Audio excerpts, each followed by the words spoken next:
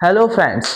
मेरे पास बहुत बच्चों के मैसेज आए कि सर अभी हमने ना ही एनसीईआरटी की, ना ही आर डी शर्मा की, ना ही हमने कुछ किया कि हम तब भी 95% लेके आ सकते हैं। जो हमने शुरू में जो सपना सोचा था कि इस बार माता पिता को गर्व महसूस कराना है, मुझे 95% लानी है, पर ना ही हमने एनसीईआरटी की, ना ही हमने आर डी शर्मा की, ना ही हमने आर्य सगलवार की, ना ही हमने रेफरेंस बुक लगाई, हमने ना ही कुछ किया। अभी एनसीईआरटी भी नहीं खोली, हमारा सिलेबस बैकलॉग्स हमारे इतने सारे डले हुए हैं। अब हम क्या करें सर?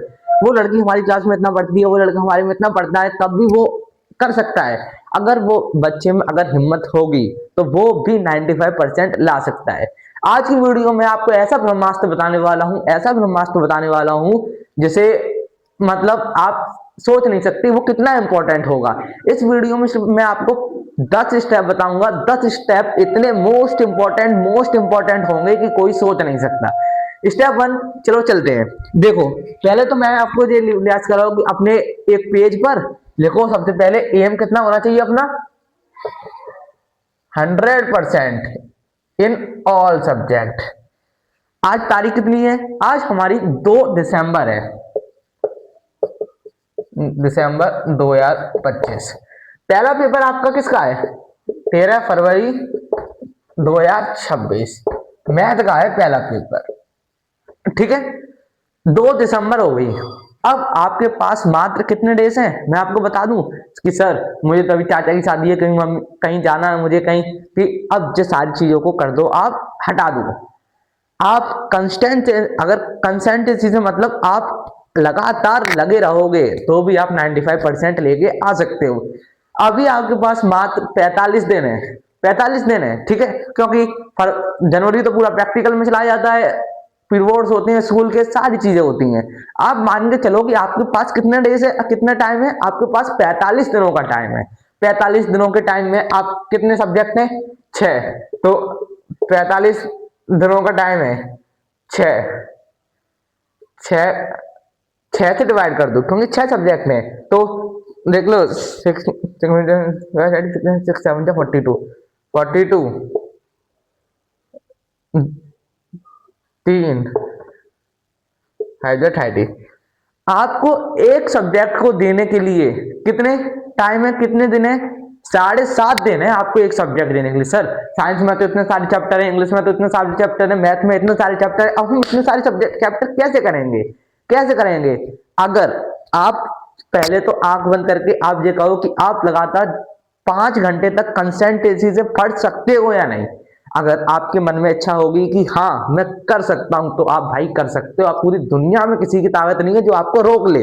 अगर आपके मन में ये डाउट है कि मैं नहीं कर सकता, तो ये वीडियो छोड़ के आप जा सकते हो। ठीक है, अब देखो स्टेप वन। स्टेप वन जो है वो हमारी, चाहे जितने भी सब्जेक्ट हो, मैथ हो, साइंस हो, इंग्लिश हो, एचएसटी हो, जितने भी सब्जेक्ट हो, सब में एनसीईआरटी तो मस्ट है ही है। तो सबसे पहले हम बात करते हैं मैथ की स्ट्रेटजी की। स्टेप वन में हम लेंगे मैथ। मैथ, ठीक है। मैथ में टोटल हमारे कितने चैप्टर हैं? 14 चैप्टर हैं, 14 चैप्टर हैं।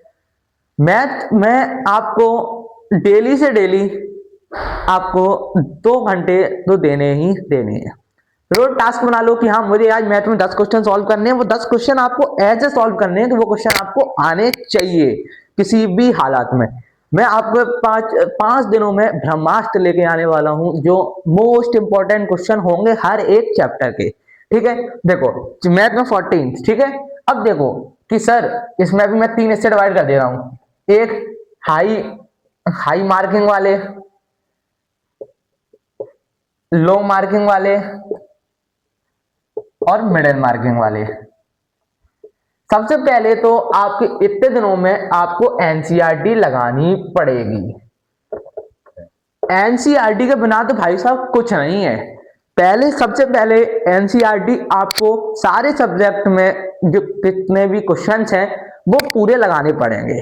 दूसरी चीज हमारी आती है उसमें रेफरेंस बुक। कौन सी? सबसे पहले होती है एनसीईआरटी, मस्ट है, मतलब ये तो आपको आनी ही आनी चाहिए। अगर आपको एनसीईआरटी नहीं आती तो सबसे पहले आपको एनसीईआरटी पढ़नी पड़ेगी। बिना एनसीईआरटी के आप कोई भी दूसरी सब्जेक्ट नहीं कर सकते हो। दूसरा हमारी आती है रेफरेंस बुक। कौन सी आती है? Reference book. रेफरेंस बुक मतलब जैसे कि आरडी हो गई, आर एस अग्रवाल हो गई। जब आपकी एनसीईआरटी हो जाए उसके बाद दूसरे स्टेप में आपको आर डी शर्मा या फिर आर एस अग्रवाल के जो मोस्ट इंपॉर्टेंट पीवाईक्यूज जो क्वेश्चन होंगे वो आपको उसमें सॉल्व करने पड़ेंगे। ठीक है, इसके बाद तीसरा स्टेप होता है हमारे पास कि जितने भी चैप्टर होते जाएं तो ऐसा करो 1 वीक में एक टेस्ट ले लिया करो कि जैसे कि पूरे सैंपल पेपर का टेस्ट है तो टेस्ट लेना जरूरी है। चौदह, हमारे पास डेली टास्क बनाओ। क्या है? डेली टास्क बनाओ कि सर आज मुझे ट्रिग्नोमेट्री खत्म करनी है तो उसके लिए आपको 2 घंटे लग जाए, 3 घंटे लग जाए, 5 घंटे लग जाए, तो ट्रिग्नोमेट्री कंप्लीट होनी चाहिए, ट्रिग्नोमेट्री आदि नहीं छूटनी चाहिए। ठीक है, तो ये तो हो गई मैथ की। मैथ में हाई चैप्टर वेटिंग होता है, हाई वेटिंग क्वेश्चन जो होते हैं ना वो ट्रिग्नोमेट्री से आते हैं, ट्राइंगल से आते हैं, पॉलिनोमियल से आते हैं, सर्कल से आते हैं। ये 4 मोस्ट इंपॉर्टेंट चैप्टर हैं जिसमें से आपका मार्किंग मतलब 10 से 12 नंबर की होती ही होती है। ठीक है, इन 4 चैप्टरों को आप पूरा कंफर्म करा लो तो भी आप मैथ में अच्छे परसेंट ला सकते हो। ठीक है, अब बात आती है दूसरा सब्जेक्ट है सर साइंस। ठीक है, मैथ में मैंने आपको बताया कि सबसे पहले आपको एनसीईआरटी के सारे एग्जाम्पल, एनसीईआरटी एग्जाम्पल सब चीज लगा देनी है। दूसरा है हमारे पास साइंस। साइंस क्या है कि सर साइंस में हमारे पास 3 चैप्टर हैं। सबसे पहला फिजिक्स, केमिस्ट्री और बायोलॉजी। टोटल केमिस्ट्री में 4 चैप्टर हैं, फिजिक्स में 4 चैप्टर हैं और बायो में भी 4 चैप्टर हैं। 4 4 चैप्टर हैं मतलब 12 चैप्टर हो गए। कितने दिन चाहिए हमें एक चैप्टर को कंप्लीट करने के लिए? कितने दिन का टाइम चाहिए? 7। अरे इंग्लिश ये तो हो जाती है ना, तो ऐसा करो इसके लिए हम मान लेते हैं हमें डे चाहिए इसके लिए 15 मान लेते हैं। 15 दिनों में आपको साइंस पूरी रट लेनी है। रोज टास्क बनाओगे सर मुझे एक चैप्टर पूरा कंप्लीट करना है, लाइट मुझे कंप्लीट करना ही है तो करना है। सबसे पहले हमारा इसमें फर्स्ट प्रायोरिटी मिलती है हमारे पास इसमें नोट्स को। पहले तो नोट्स कंप्लीट करो, हर एक चैप्टर के नोट्स को बार बार रिवाइज करो, सुबह जल्दी उठकर नोट्स को भी पढ़ो। दूसरे नंबर पे आती है हमारे पास एनसीईआरटी। आरडी मतलब एनसीईआरटी बुक जो होती है ना उसके जो क्वेश्चंस आते हैं, एक्सरसाइज जो होती है, वो सारी चीजें आपको करनी पड़ेंगी। तीसरा फिर इसके बाद आता है टेस्ट। इसके भी मंथली आप टेस्ट ले लो कि हाँ मुझे 7 दिनों में ये वाले दिन मुझे फ्री रहना है। फ्री रहने के बाद मैं हर एक चैप्टर का जो चैप्टर मुझे अच्छी तरह आता होगा उसके मोस्ट से मोस्ट इंपॉर्टेंट क्वेश्चन सॉल्व करने हैं। ठीक है, और चौथे नंबर पे इसका इसका होगा हमारे पास डायग्राम्स। क्या है? मेन चीज डायग्राम। डायग्राम जो है बायोलॉजी के वो आपको आने ही आने चाहिए। क्वेश्चन है, मैं आपके लिए एक वीडियो भी लेके आऊंगा जिसमें आपको मोस्ट इंपॉर्टेंट डायग्राम जो होंगे क्लास 10th के वो भी मैं आपको बताऊंगा।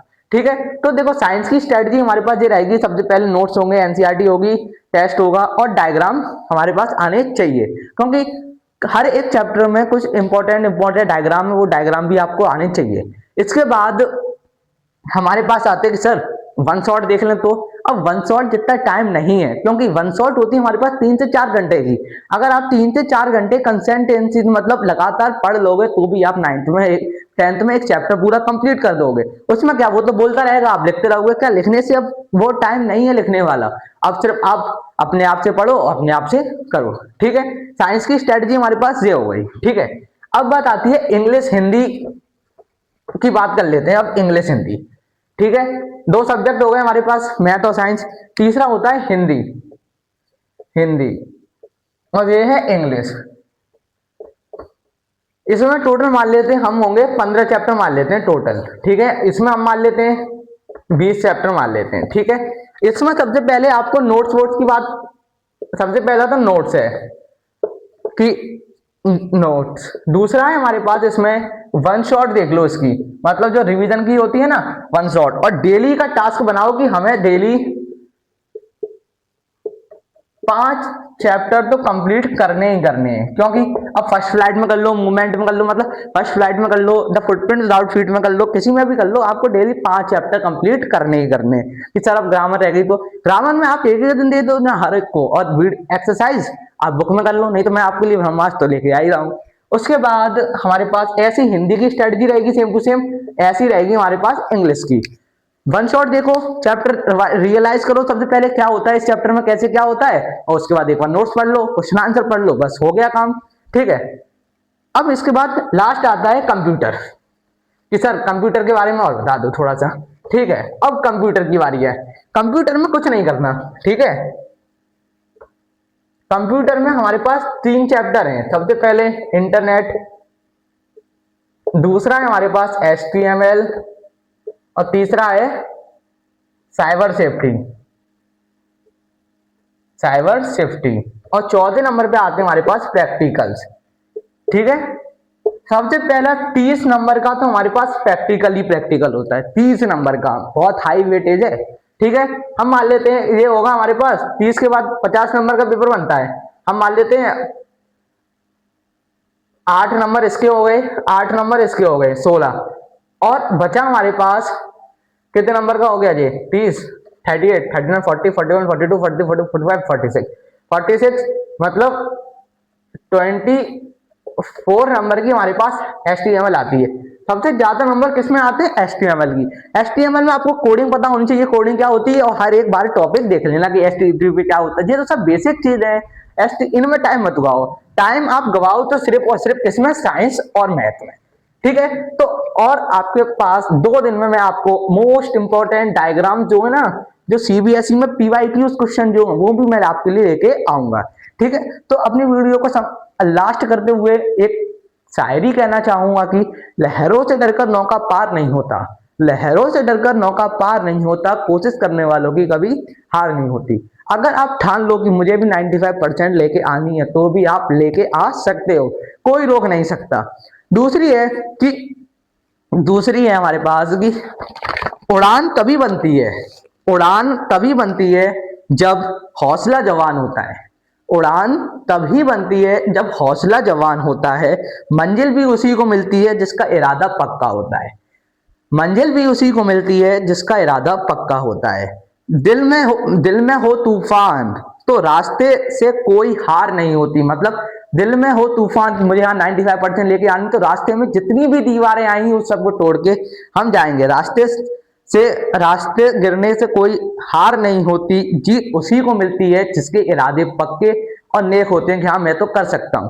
तो अगर वीडियो अच्छी लगी हो तो लाइक करें, सब्सक्राइब करें, बेल आइकन दबाना ना भूलें।